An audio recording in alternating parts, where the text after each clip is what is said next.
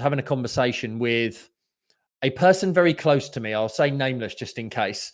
But it was about the fact that he likes to buy, tradesperson, likes to buy everything cash.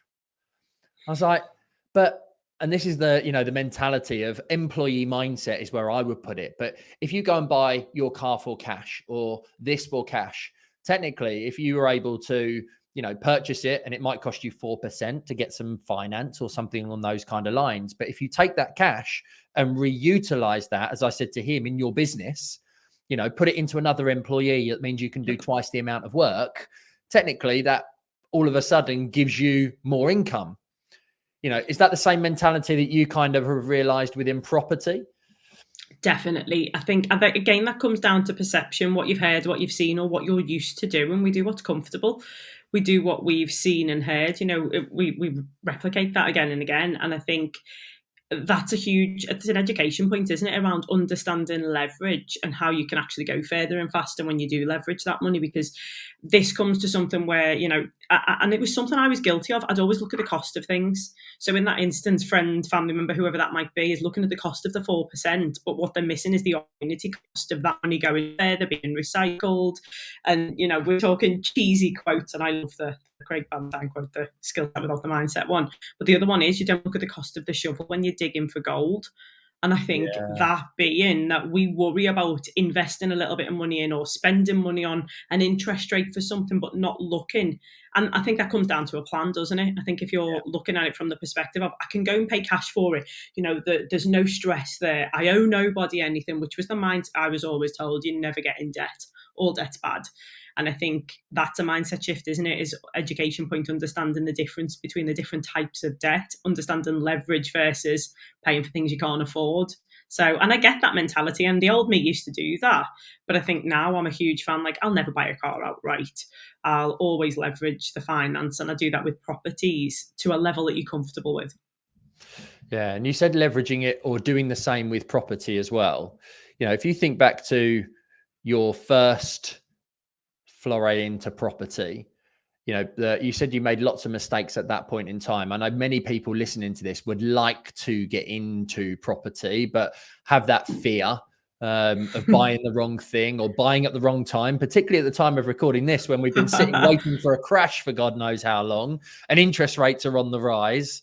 What's kind of your advice to somebody who's starting out or wanting to get into their property journey in the next 12, 24, 18 months, depending on how this world plays out? Yeah, I mean, I think it's exciting times personally, because I'm a huge believer, you and I have known each other long enough now, that you believe in not just building wealth and support and a network and a great life for you, but for other people. And I think a lot of that, again, comes down to perception, because people will say in today's market, you're taking advantage of people who are struggling, or, the buy-to-lets don't stack up or whatever. And I think that's because that's what you hear on mainstream media, and yet you've got to experience it. The big difference between me investing first time round was I didn't have anybody around me at all who was doing it, who was investing in property, that I could just kind of go, am I doing this right? Get a bit of a sanity check, ask for advice. And that's why I love what you've set up, is this advice forum for people in so many different contexts, because so often you hear the one thing said by many different people, which surrounded me was never get into debt. I'm going to buy another property. What do you want one of them for, girl? You've already got one. It was a completely different mindset. So I think it was about creating a network who understand what it is that you're doing. I personally think, the time of recording this, and even for the next 12, 18 months, we've got some really, really exciting times ahead to help and support those who aren't as educated as we are in property, the market, and when to buy and when not to buy.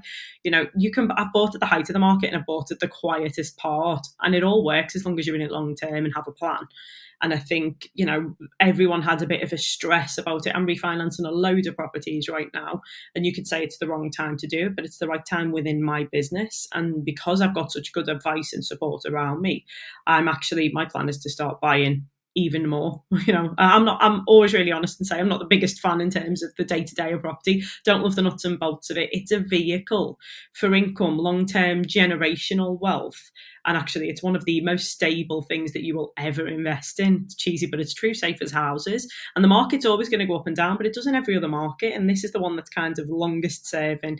There's always going to be a demand for houses. So I think now is a really good time for people to start getting to know and understand that the market is always going to fluctuate, and just finding the kind of right route for each person, because it's not one size fits all.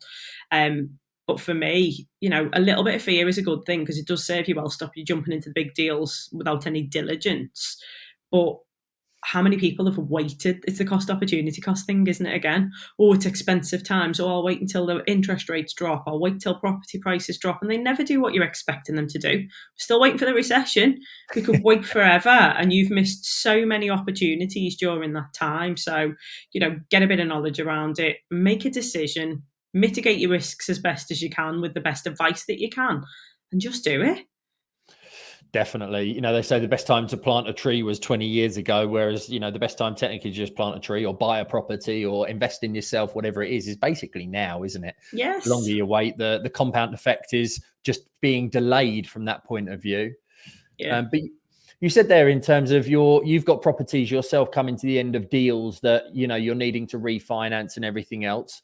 How are you handling, from an investor point of view, the mindset shift of what I would assume was a much lower interest rate that, based on current climate, is currently probably doubling somewhere along those kind of lines? What's your thought as an investor when you're seeing that? Because that will be putting people off at the moment. Some will be sitting saying, oh yeah, but interest rates will come back down a little bit, so I'm going to wait until that happens. Others will be sitting there saying, oh yeah, but there's going to be a recession, so I'll buy when the market bottoms out. Others will be saying, interest rates are too high to buy. What's your how are you handling that mindset of low rates now going to higher rates?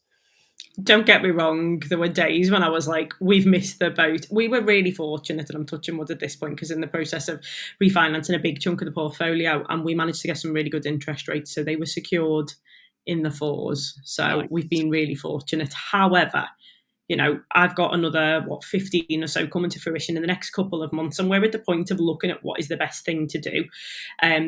One, none of us know what's going to happen. I'm not an economist by any means, but I've watched the markets go up and down. And also, I think, I'm buying at each point within the market. I'll stress test differently. I'll ensure that we meet the requirements of the lenders, because we buy cash and then we refinance a little bit later on.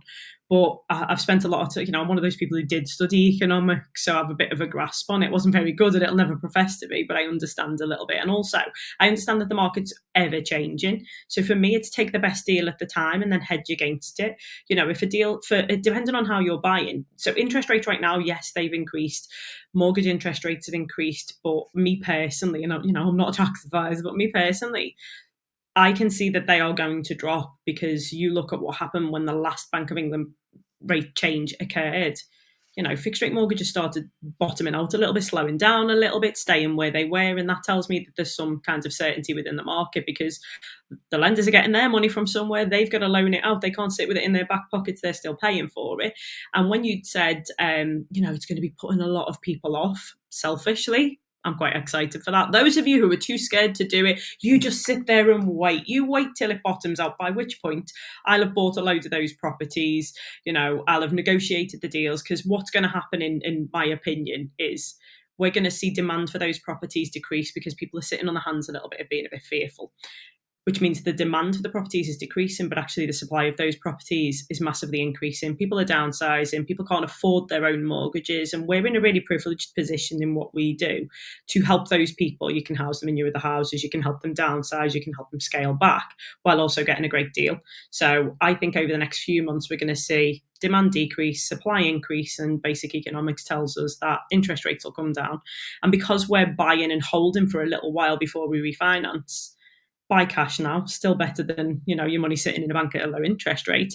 And by the time we come to refinance, I believe that the interest rates will be lower. And even if they're not, because we're buying discounted, you can effectively get assets really cheap or for free. So the cash flow is irrelevant over time, because we're building a buffer up of equity. So yeah, I think it's really exciting times. I think people who hold off too long will actually miss the boat, and they'll be sitting here in another 5 years' time going, remember when we could have bought at 7-8% interest rates?